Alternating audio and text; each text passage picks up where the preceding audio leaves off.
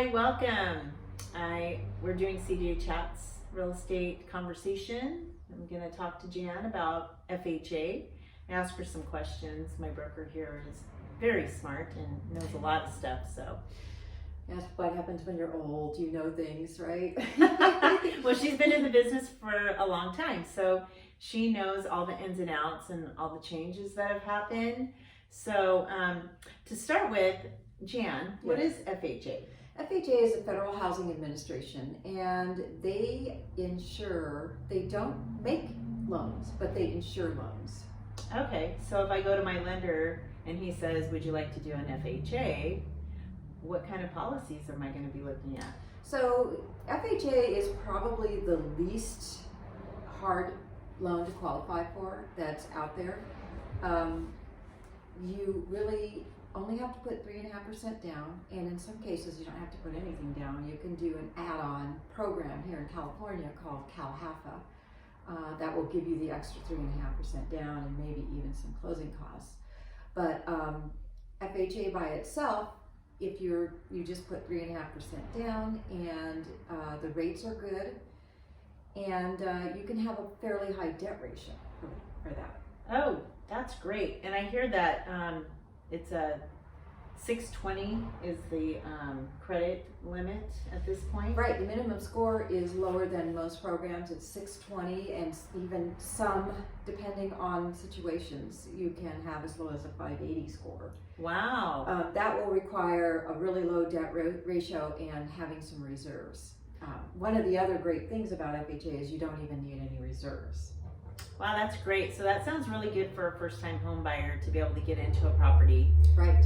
So yeah, I think that that's really awesome. So there are, I heard, inspection requirements that can happen. So yes. Yeah, when you go in to buy your property, you want to get an inspection of it. And FHA, I guess, has some things. FHA and VA both have some guidelines.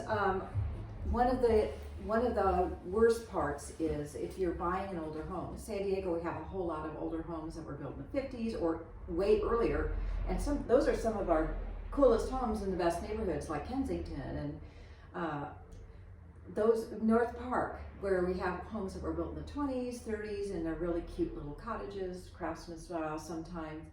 However, sometimes they were originally painted with lead-based paint, and if there is any paint that's peeling or chipping, the appraiser will call that out, and that will need to be remedied. Okay.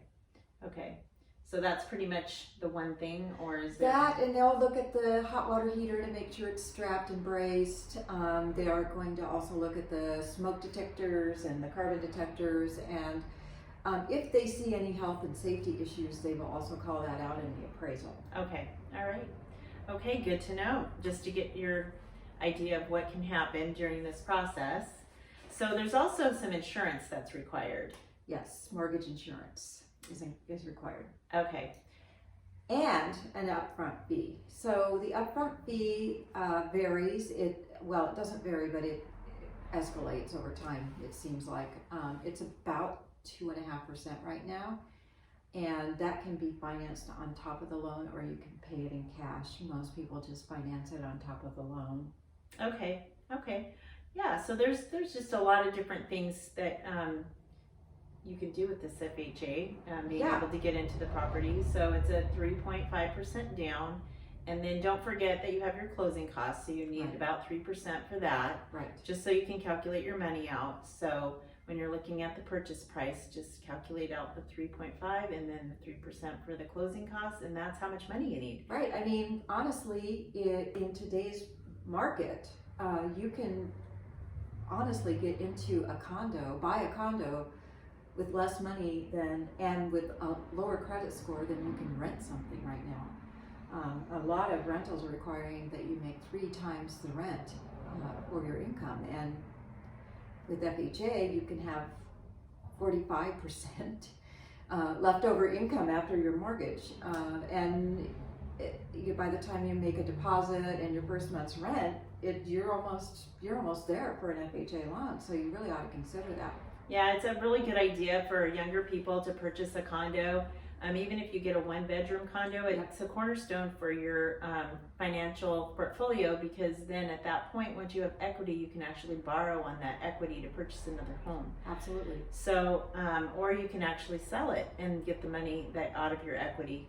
Because if you're paying rent, you're paying somebody else. If you're paying for your own mortgage, you're paying you. And that money is your piggy bank. So it's a good idea to purchase something, and FHA is a great way to get you in. It really is. And I mean, everybody's kind of picky, and honestly, just get into something. We have to think of it as a starter home, but really the way we build wealth as just average Americans is through real estate in this country. And right now, appreciation is insane. I looked at a property yesterday and it appreciated 32% in the last year.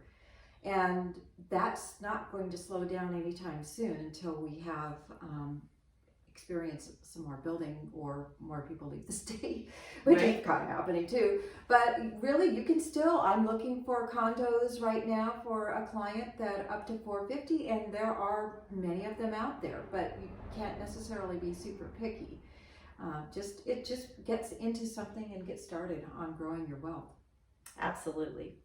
So I guess that wraps it up for today. Just want you to know we're wearing green because it's St. Patrick's It's St. Patrick's Day. So happy St. Patrick's Day. Green And shoes. yep, there they are. They're so cute. So let us know. You can direct message, or you can email, or you can call us, and we will help you. We'll be more than happy to explain things to you and get Absolutely. you started in this process. Honestly, yeah. I mean, you can actually get into a home. So You can. You should. You should. Okay. Bye. Bye. See you next time. There we go.